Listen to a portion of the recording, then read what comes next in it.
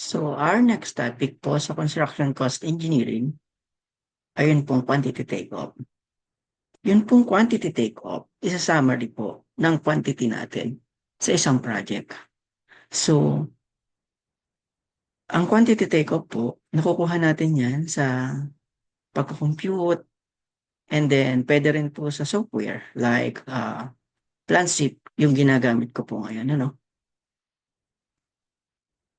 The quantity takeoff is an important part of the cost estimate. It must be accurate as possible and should be based on all available engineering and design data.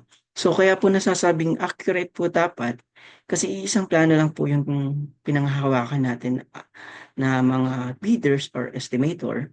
So dapat po yung ating quantity is halos magkakaparehas. Okay po? And use of appropriate automation tools is highly recommended. Ang ginagamit ko po ngayon na tools or software ay yung Planswip, which is para sa akin po is accurate po palagi siya. No? Accuracy and completeness are critical factors in all cost estimates. So, yung cost estimates po is magkaiba po sa quantity. Yung quantity take-off po kasi is quantity lang talaga. And then yung cost estimates naman po is yung costing na talaga. So sinasabi po na ang costing wala pong specific na cost or amount. Kasi magkakaiba-iba po ang ating costing. Depende po sa ating supplier. And then nakadepende rin po yung cost natin sa lugar kung saan tayo bibidding. For example, yung project po is nasa Palawan. So alam naman po natin yung Palawan is isolated area. Mahirap pong humanap ng buhangin ng supplier po doon sa sa Palawan. So almost all ng materials po mahal. So ganun po, nakadepende po sa lugar at saka rin po sa supplier. An accurate and complete estimate establishes accountability and credibility of the cost engineer, therefore providing greater confidence in the cost estimate. The estimate contingency for programming purposes reflect the estimate's confidence. So, nabanggit po yung words na contingencies. Yung contingency po, may tinatawag po na contingency allowance and then meron din po contingency cost. Yung contingency allowance po, ginagamit po yun sa quantity. For example po, ang na-compute natin sa na-take off po natin na quantity is 20 square meter. Pero pwede po tayo magdagdag po doon ng contingency allowance. For example, 5 to 15% yung pwede nating idagdag doon sa quantity. Yun po yung contingency allowance. Then yung contingency cost naman po, sa cost naman po yung dinadagdag. Sa costing. For example po, ang isang bag ng semento is 225. Pwede po nating ilagay doon sa BOQ natin na 275, 285, etc. Kasi po nagbabago-bago po ang presyo ng mga materials kada taon. Okay po? Then, importance of quantity takeoff. Accuracy. Ensure all materials are accounted for without duplication. So, mahalaga po ito, no? Kasi po, pag nagkaroon po na tayo ng duplication or na-duplicate po ang isang item, for example po, ang pinag-uusapan po natin na isang item ay worth 2 million. So, ngayon pa lang po, sigurado po natin, dahil nagkaroon ng duplication, mas mataas po ang presyo natin sa ibang bidder. Kasi nagkaroon na po tayo agad ng additional 2 million. Okay po? Then, checklist usage helps avoid omission. So, mahalaga rin po ito, no? Kasi pag may na-omit naman po tayo na specific scope or item, tapos po naisama po sa contract, nagkaroon po ng kontrata na award na po sa atin, tapos hindi po natin naisama, magsasuffer po yung company or yung contractor, kawawa naman, ano? So, hindi na isama, hindi na po natin yun magagawa pa pong habulin dahil po meron na pong kontrata. Kasi ang masusunod na po doon is yung contract. Ano po? So, waste considerations adds a percentage for material waste during construction. So, during construction po kasi, meron tayong tinatawag na non-quantifiable items. Yung mga non-quantifiable items po is yung kagaya po ng tiles, painting, etc. Kasi po yung tiles, meron pong tinatawag na si Rojo pag nag-install na po tayo, no? So, kailangan yung mga percentage po ng waste ay dapat po mai-add natin dun sa ating quantity, lalo na pag in-order po. Kasi po, pag nagkulang po yun, ah, mahirap pong humanap ng tiles, lalo na po kapag may mga SHIB number. Ano po? Nagkakaiba-iba na po yung color. May color discoloration na po. Kaya pag in-order po natin ng isang tiles, isang buuan po, ano? Meron na tayong waste consideration na kasama. Kasi po pag nagkulang, mahirap pong hanapin. Okay? Then ganun din po sa painting. Kahit po sabihin natin bumili tayo ng 5 balde ng painting, may matitira po doon. Kasama na dapat yun sa ah, nabili natin para siguradong hindi magkukulang. Okay po. Next slide. Required documents, contract documents, and agreement form. Yung contract documents po, yun po yung mga documents na binibigay during bidding. Ano-ano po ba yun?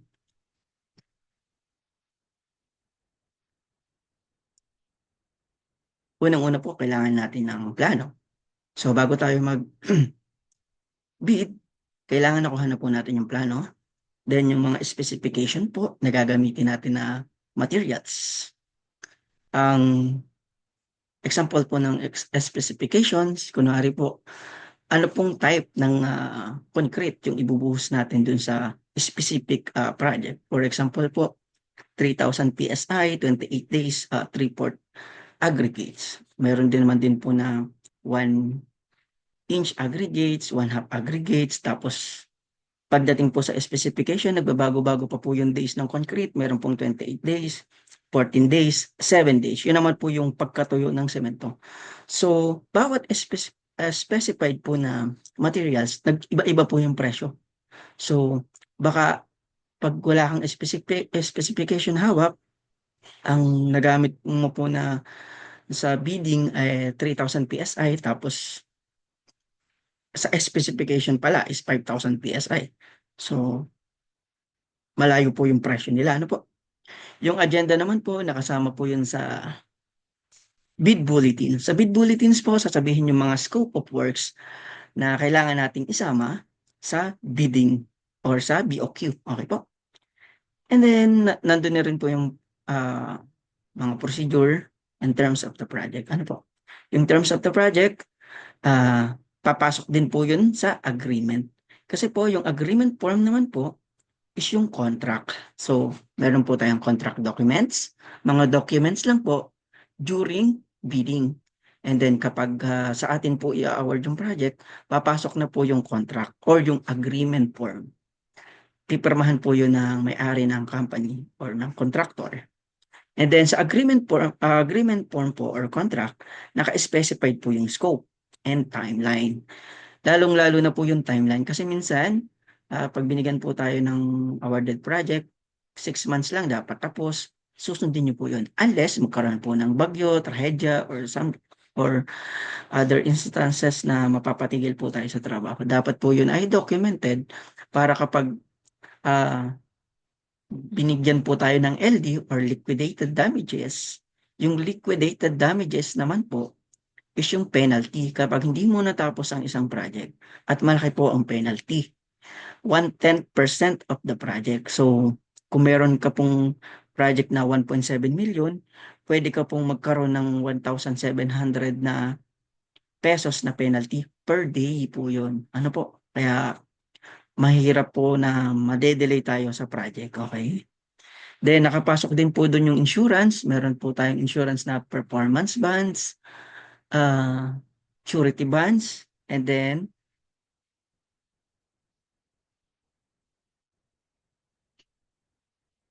surety, performance, and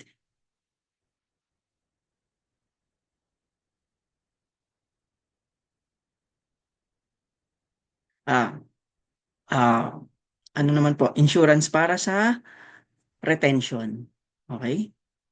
Then sa payments naman po, naka-include po doon kung ilang percent yung mga payment. For example po, 20% DP, tapos progress billing, the rest po ay retention.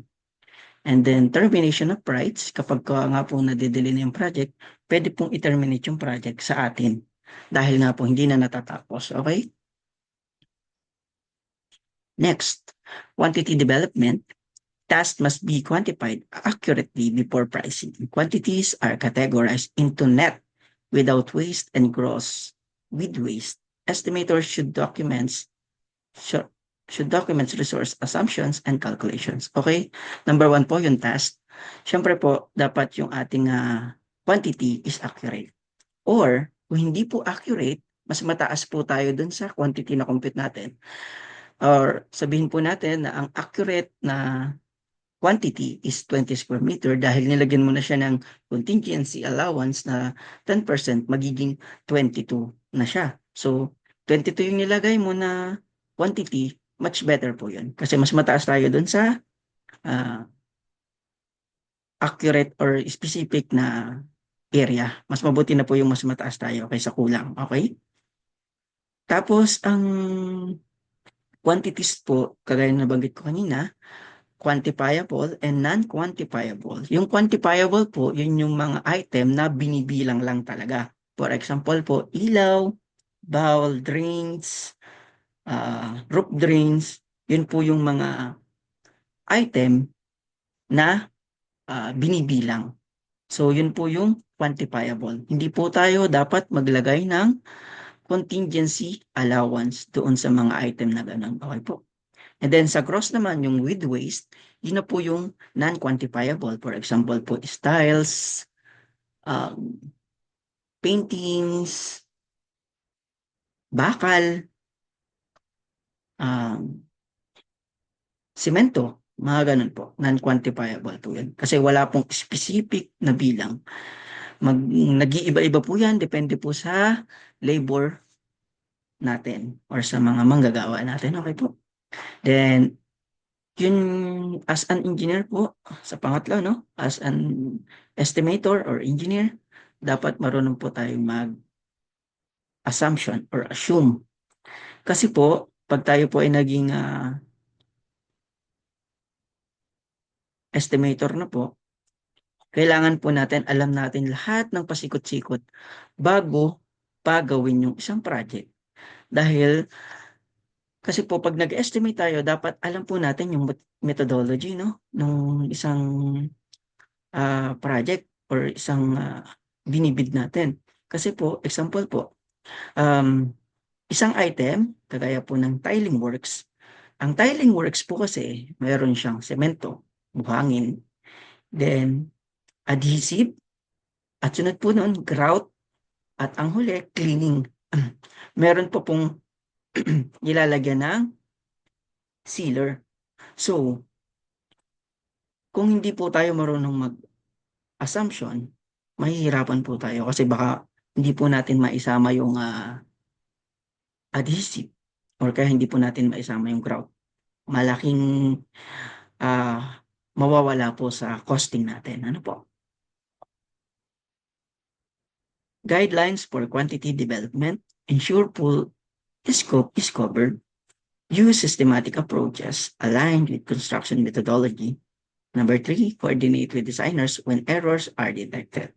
So, naulit na rin po itong ensure full scope, no? Kasi po, pag nag-estimate tayo, dapat lahat ng scope dapat laging kasama. Wala po tayong kalilimutan.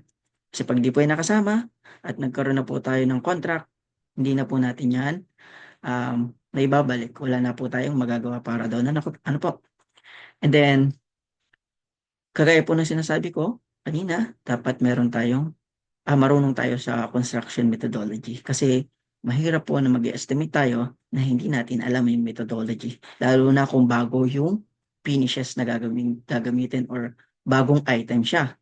Tapos hindi natin alam yung methodology, hindi po natin lahat maisasama sa ating POQ. Malaking error po yun sa atin bilang estimator. So, coordinate with designer when errors are detected. So, marami po sa bid plan na palaging marami po kayong error na may encounter. So, kanina nabanggit na dapat marunong tayong mag-assumption. Pag po kasi hindi na masagot ni designer tinatanong po kasi natin tapos pasahan na ng bid. Ang ginagawa ko po talaga, nag-a-assume na po agad ako ng worst na design. Kumbaga, ay no, not worst, over-design. Over-design doon sa structure. Kasi alam ko po sa sarili ko na kulang, halimbawa po yung lapad or yung kapal ng isang semento, dinadagdagan ko na po yun. Lalo na po pagdating sa, may tinatawag naman tayong Building Code of the Philippines. So pag alam natin na hindi pasok sa standard, i-ano na po natin, i-adjust na po natin. Then pag in-adjust po natin, ang ginagawa ko naman po dun, sa BOQ po, nilalagyan ko siya ng color na indication po na binago ko yung specification nila doon sa BOQ.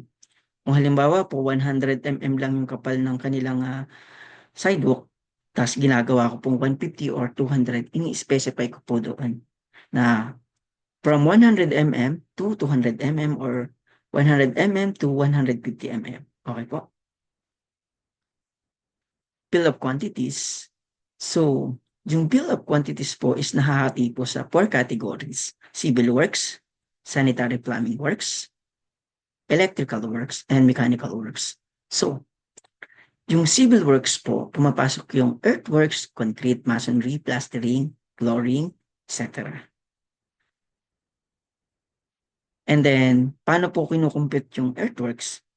I mean, anong unit? So, cubic meter po. Sa concrete naman, cubic meter din.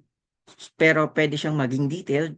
Pwede po nating ilagay ng bags of cement, ilang kubikong gravel, ilang kubikong sand. So, pwede po siyang i-elaborate pa, palawakin pa. Then, masonry. Pwede po siyang kumpitin as cubic meter and square meter.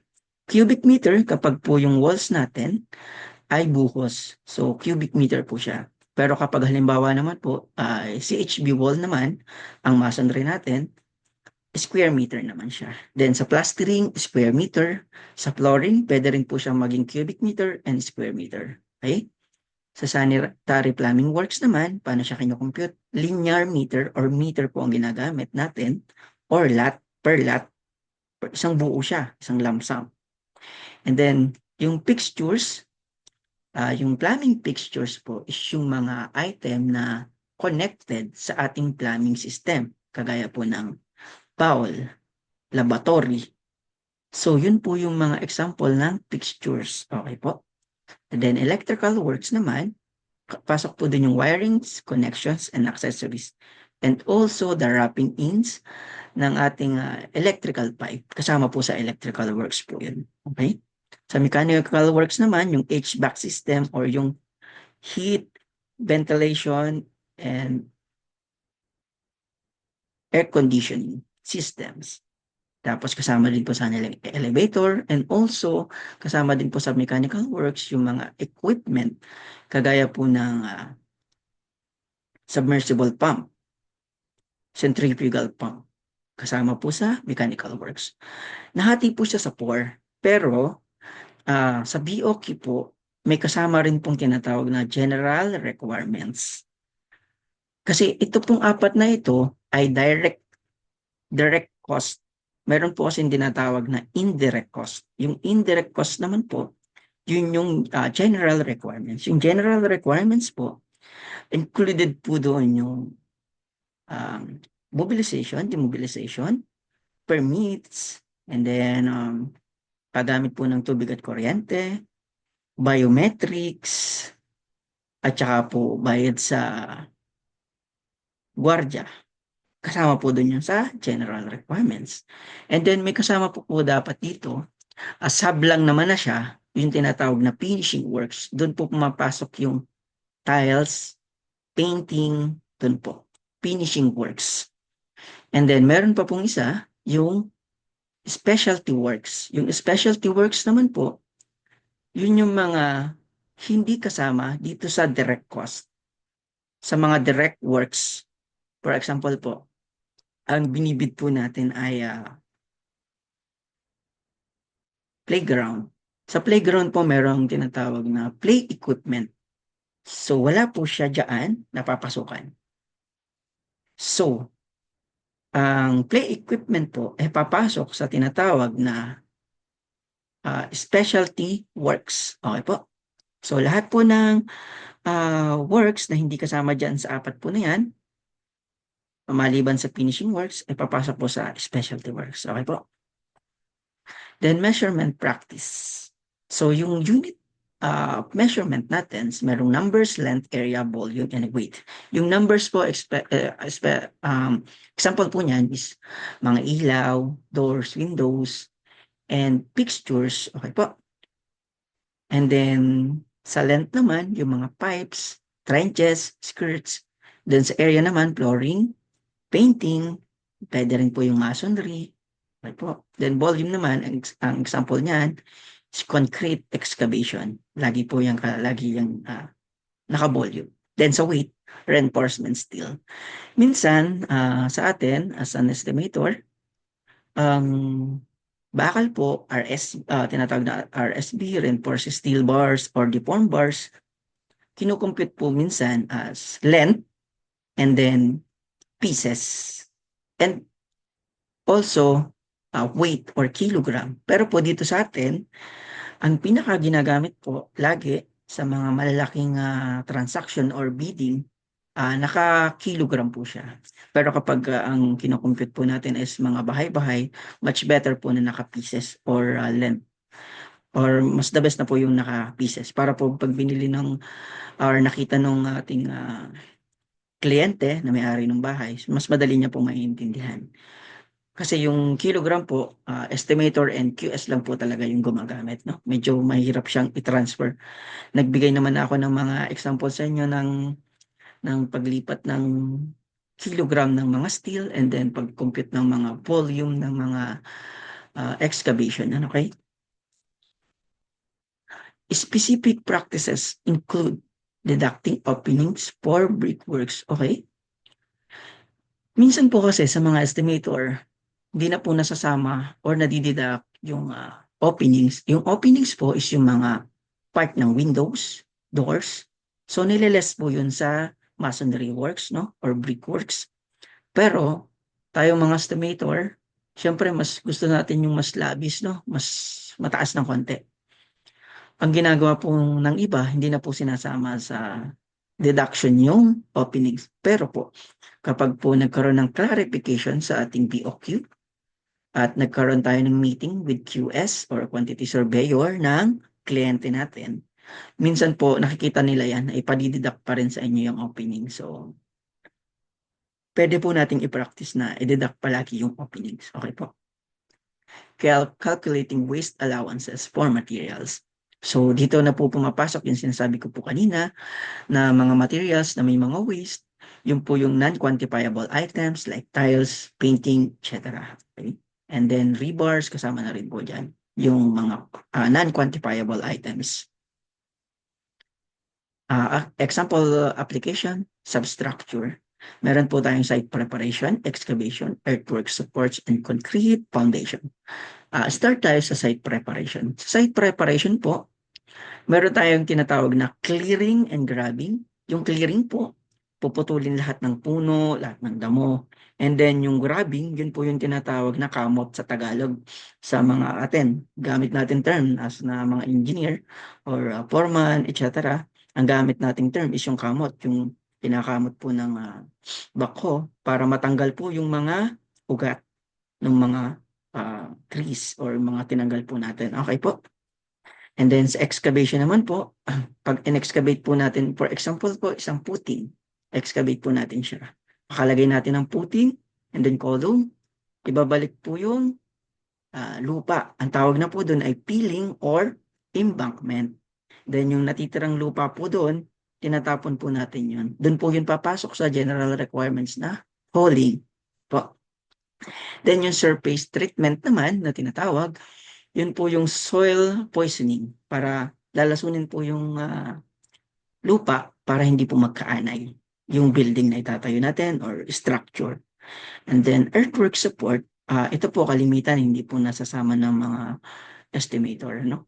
Pag nagkaroon po kasi tayo ng hukay, nilalagyan po yun ng support sa gilid para hindi po gumuho yung lupa at matabunan yung ating mga tao na nasa ilalim. Okay po? Then concrete foundation, yung concrete foundation, meron po yung gravel beds, formworks, and then buhos. Pero sa ilalim po noon, meron tinatawag po na damp-proof membrane or yung polyethylene sheet, yung ginagamit po dito sa Pilipinas sa atin, para po pagkalagay po natin ng gravel bed, then polyethylene sheet, then magbubuhos na po ng concrete sa forma natin, may hiwalay po natin yung gravel na bedding sa structure po natin. Bakit natin po iyon ginagawa?